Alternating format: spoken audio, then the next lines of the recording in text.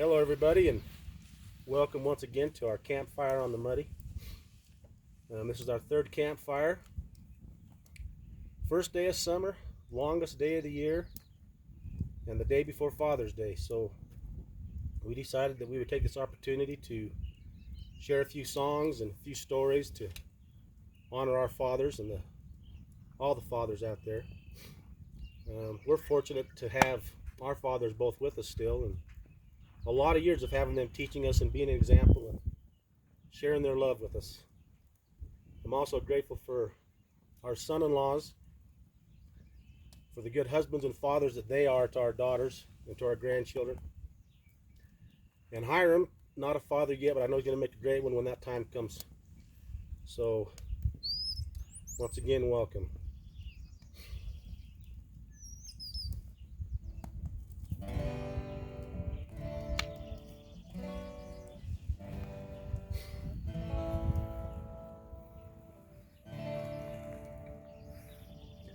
I never once backed down from a punch.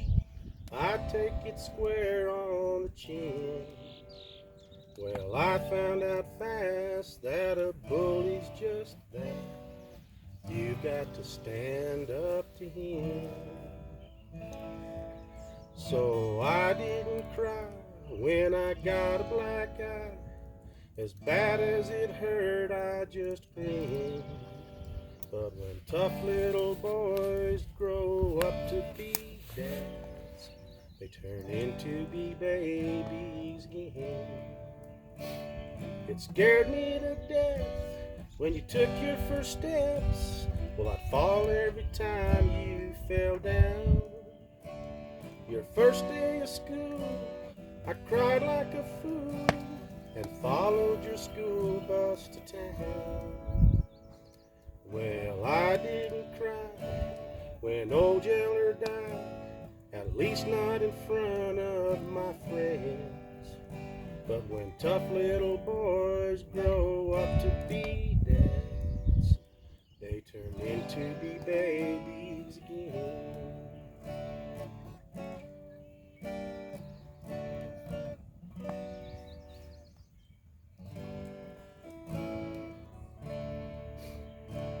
Well, I'm a grown man, but as strong as I am, well, sometimes it's hard to believe how one little girl with little blonde curls can totally terrify me.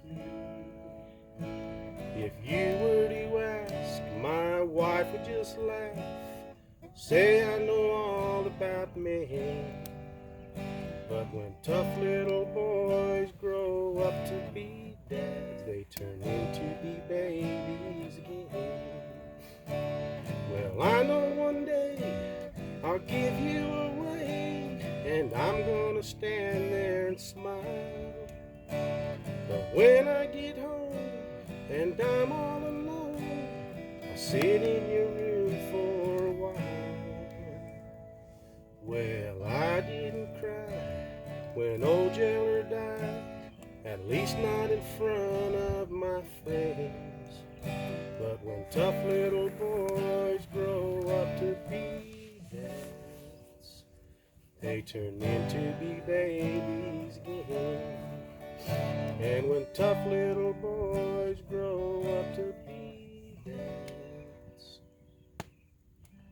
they turn into be babies again.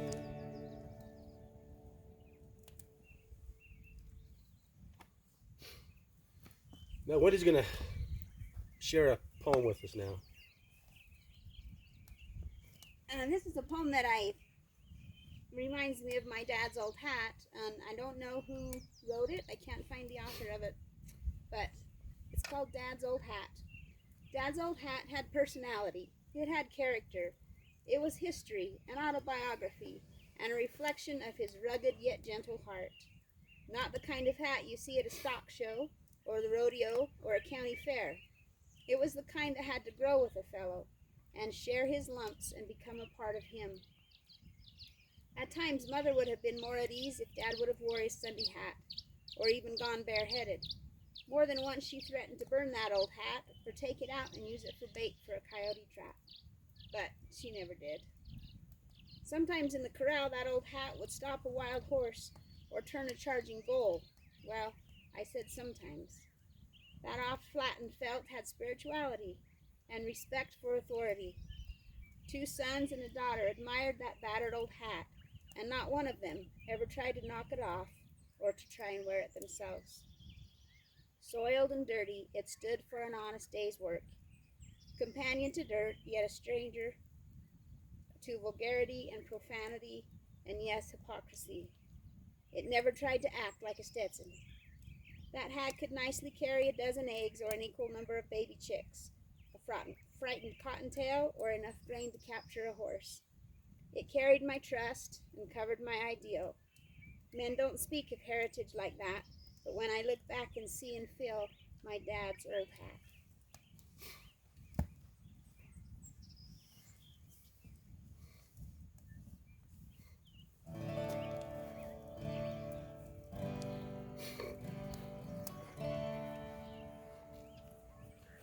I'm sorry, man, don't hang up. No, I ain't selling nothing. Don't know what I was thinking when I called. I guess I wasn't. Yeah, I was just down on my luck, having some trouble with this old truck. And the guy that used to pick up, he could fix anything. Sometimes I forget these 10 digits ain't my lifeline anymore. Every now and then I dial them up when life gets tough or when the Braves score. Sorry about the one-ring hang-ups, early morning and late night wake-ups. It was just me. In case you wondered, you got Dad's old number.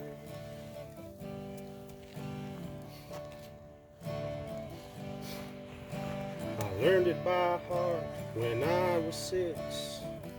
He never did change it. I've called it in trouble with good and bad news and breakups, yeah, you name it. Sure, I've got some friends I can call, and they're always there if I need to talk. But as good as they are, it ain't their fault. Sometimes I just need him. Sometimes I forget these 10 digits ain't my lifeline anymore. Every now and then I dial them up when life gets tough or when the Braves score. Sorry about the one-ring hang-ups, early morning, late night wakes-ups. It was just me. In case you wondered, you got Dad's old number. So I apologize in advance, 'cause there's a damn good chance when I meet that girl or get that job, and I need to tell my best friend, you're probably gonna hear from me again. Sometimes I forget these 10 digits ain't my lifeline anymore. Every now and then I dial them up when life gets tough or when the Braves score. Sorry about the one-ring hang-ups, early morning, late night wake-ups. It was just me, in case you wondered. Yeah, you got Dad's old number.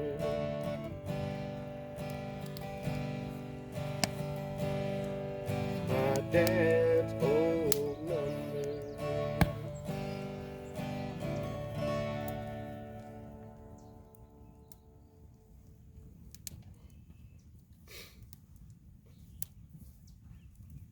We're also going to share a few stories from the trek, some about fathers. Sometimes when people come out on the trek, they tell me something about somebody, and I'm not really sure why I really need to know that until the end of the trek, and then I realized why I needed to know that. And this is one of those type of stories. A group came, and the leaders asked me, they said, "You see that man over there?" I said, "Yeah." And they said, "Well, he's really inactive. He's always promised his family he'd take him through the temple to be sealed as a family, but he never has. And when we asked him to come on this trek, he said those people are dead and gone and we should just leave him alone." And that was his attitude about coming. But he supported his family and his children, and his son was on the trek, so he came. And they told me this before. The very last day, this man came up to me, and he said, "Wendy, we had angels on our trek. I felt them on both sides of me pushing. We had angels on our trek." And he said, "My boy," and kind of started to cry. He said, "We went, we used to have this big dip that we'd take them down in. And I don't know how many of you are familiar with pulling hand carts, but when you go through a dip, sometimes you push real hard down at the bottom. If you don't have somebody pretty strong or pretty heavy on the front of that hand cart, it can flip them backwards when they push." And that's what had happened to this guy's son. And the hand cart, full of stuff, had ran over his head and his back. He said he heard everybody scream, and he turned around just in time to see his son cleaning dirt out of his mouth and his eyes. It had ran over him and put his face right down in it. He said, "Wendy, why did that not hurt my boy? We had angels on our trek." Well, a little bit longer, we were together as a family, and my family likes to kind of hear the pioneer stories, so I was sharing some of them, and I shared this one. And my brother-in-law said, "I know that man. He just came back and told me the same story." I said, "Really? You think he'll ever take his family to the temple?" He said, "I really don't know. I don't think so." About 6 months later, I saw him again, and he told me that he had started missionary discussions again, and he had started the temple classes, and now he has sealed his family together forever in the temple. It's such an honor for me to see the testimonies of these people grow, the opportunity it gives me to see them feel of the love that Jesus Christ has for every one of us. But it's just cool to me to see those kind of stories and watch them happen and unfold right before your eyes.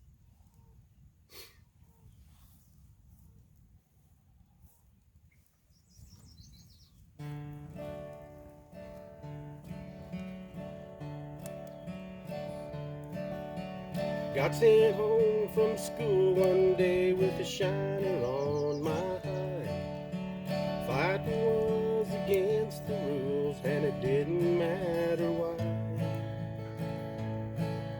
When Dad got home, I told that story just like I'd rehearsed. Then stood there on those trembling knees and waited for the worst. He said, "Let me tell you a secret about a father's love. Secret that my daddy said was just between us." He said, "Daddies don't just love their children every now and then. It's a love without end, amen. It's a love without end, amen." When I became a father in the spring of '81, was no doubt that stubborn boy was just like my father's son.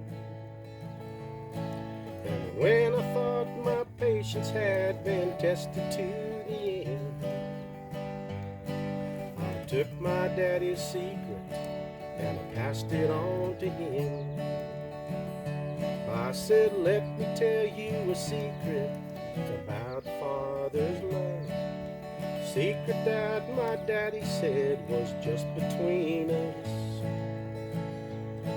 Said daddies don't just love their children every now and then. It's love without end, amen. It's love without end, amen.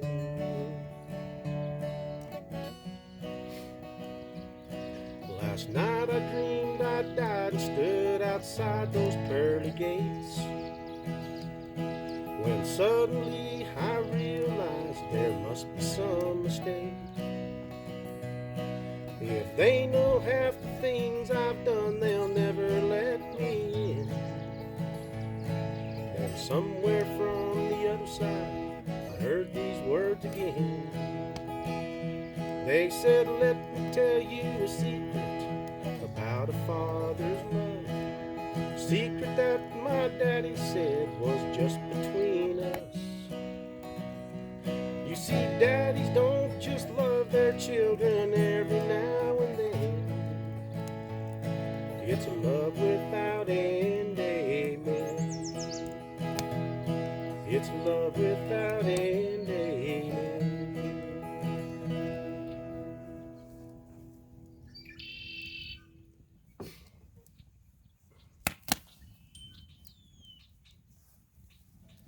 On our treks, we do something that's called the woman's pull. And when the pioneers came across, many of the men died because they gave their ration of food to their wives and their children. And so we reenact this of the men dying and leaving, and then the women and the girls pull the hand carts. We've had a lot of neat experiences with that. But one time I had a young lady that had lost her father about 4 years prior to coming. And when they got up to, the men had gone up the trail and they were standing with their hats over their hearts as the women come up through. And she glanced up and saw her big brother in there. And then she looked up again, and her father was standing in the lineup of the men. And she was able to see him and feel of his love and know that he was still there for her. Another experience we had right after we had one of those pulls, one of the fathers, when he sat down for the testimony meeting, he had lost a baby girl, and he felt her cradle in his lap as he sat down on the grass. And just awesome to see the love that those spirits who have passed still have for us here on earth. And it's a neat experience to feel of that love.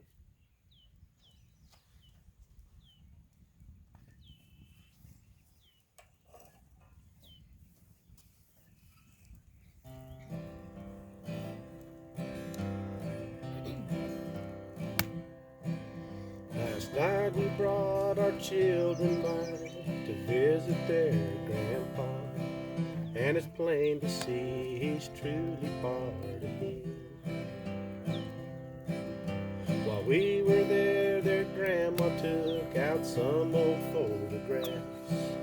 Man, he sure looked a lot like me back then. Seeing my father in me, I guess that's how it's meant to be. And I find I'm more and more like him each day. Notice I walk the way he walks. I notice I talk the way he talks. Starting to see my father in me. Today I took my wife for a walk down that old dirt road where my daddy took my mom so many times.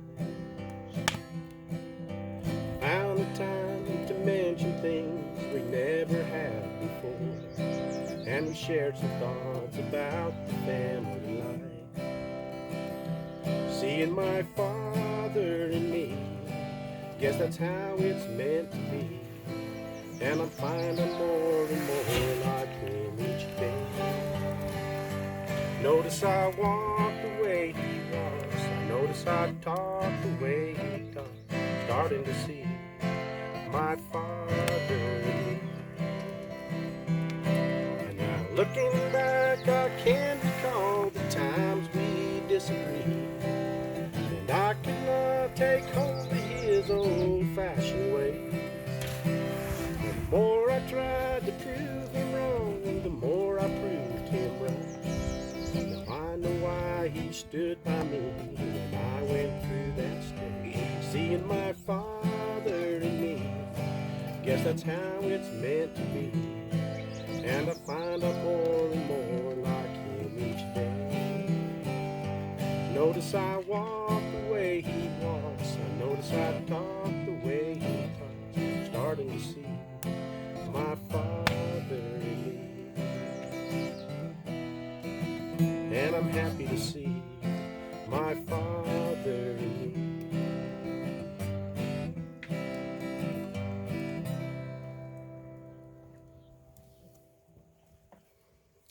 Well, we'll get Wandering Wendy back over here. This is a poem that I wrote for my father. It's a true story that happened to him, and it's called The Wild Cow Tale. I remember one day, it was sometime before May, I got up early to check the cows.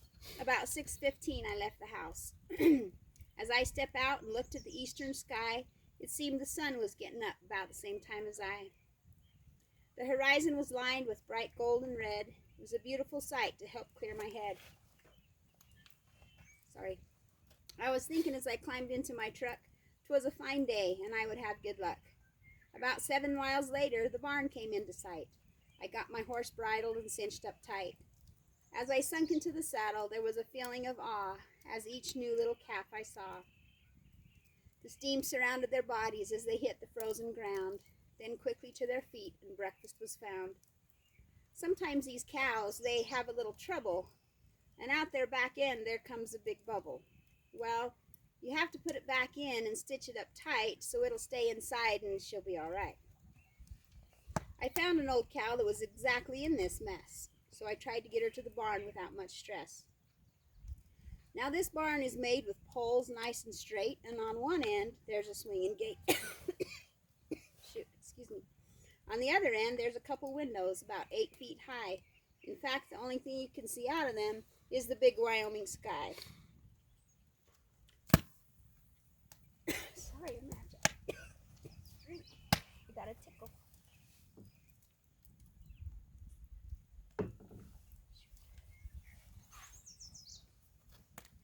I got her in the barn and I climbed off my steed, grabbed my cell phone because some help I would need. She was a big old cow, about 1,200 pounds. She was sniffing and snorting and paw on the ground. My grandson came in with a strut in his pace, the real macho type with a grin on his face. Be careful, son. She can be real mean, about the orneriest cow I've ever seen. We couldn't get her in the head catch. She was too dang fast. She nailed the gate, bent it right in half, knocked it off his hinges, and stomped it in the ground. And then, well, she turned around. My grandson said, "Can you make it out that window if she comes about?" I says, "I don't think so. How about you?" "Oh, yeah," he says, "I can make it through." But we roped her head and got it tied to the post. But that wasn't the end that I needed the most. I followed her around from side to side, trying to get that needle through her hide. She kept knocking it out of my hand to the ground. Luckily, it was 10 inches long, so it was easily found. You can imagine by now I was getting pretty hot, trying to be patient, in which I am not. If we didn't help her out, she'd surely die, and by the end of the night, I was wondering why I just didn't shoot her in the head and call her dead. But I was taught by my daddy to always get the job done, no matter the challenge or element of fun. So I told my grandson, when she gets over by you, grab her tail and I'll tell you what to do. Wrap it around that gate, and with any luck, that'll make her hold still and I can get her fixed up.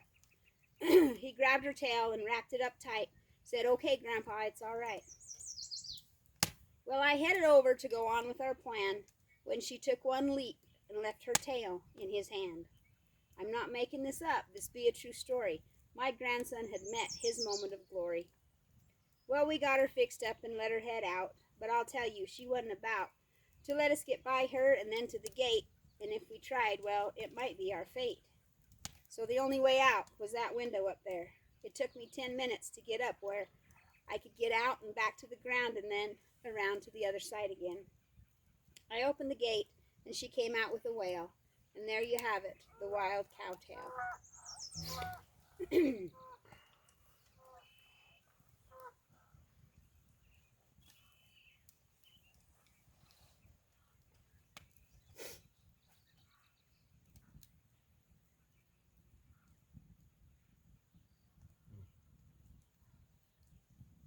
Lost it.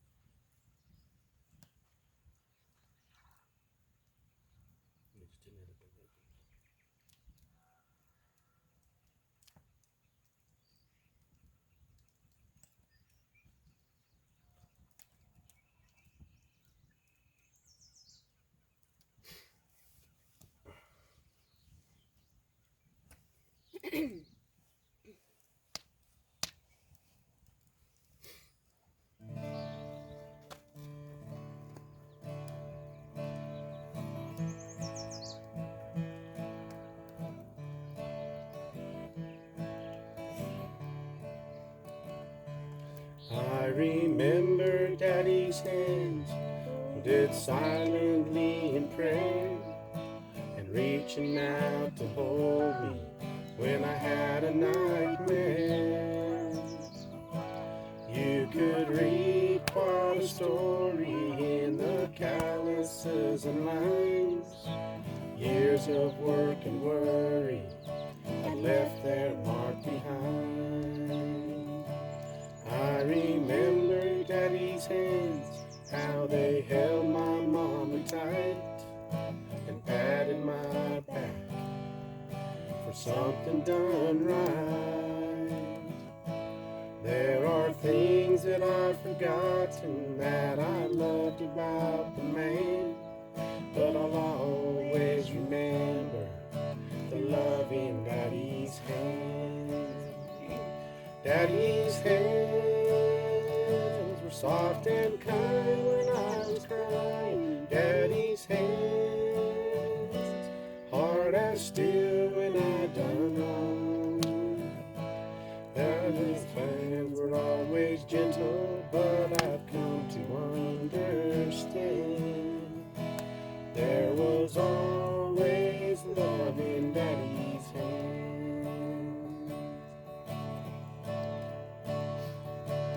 I remember Daddy's hands working till they bled and sacrificed unselfishly just to keep us all fed. If I could do things over and live my life again and never take for granted the love in Daddy's hands. Daddy's hands were soft and kind when I was crying. Daddy's hands, hard as steel when I done wrong. Daddy's hands weren't always gentle, but I've come to understand there was always love in Daddy's hands. Daddy's hands, soft and kind when I was crying. Daddy's hands, hard as steel when I've done wrong. Daddy's hands weren't always gentle, but I've come to understand there was always love in Daddy's hands.